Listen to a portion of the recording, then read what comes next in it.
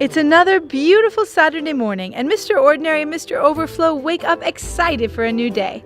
But soon they are both surprised by an early morning knock on their door. It's their next-door neighbor who needs to borrow some money quickly to pay his taxi fare.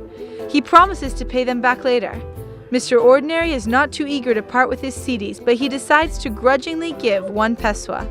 Mr. Overflow feels concerned for his neighbor's predicament and generously gives him 10 CDs. Later that morning, Mr. Ordinary and Mr. Overflow set off to a mall to purchase some groceries.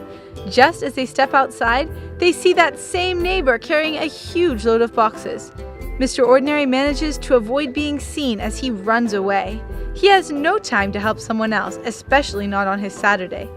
Mr. Overflow just can't leave a friend alone to carry a load. He lends a hand before he sets off. Once at a mall, Mr. Overflow and Mr. Ordinary are shopping for groceries. To their surprise, they see their same neighbor come into the store as well. He's carrying a basket of groceries, but he soon slips and spills them everywhere.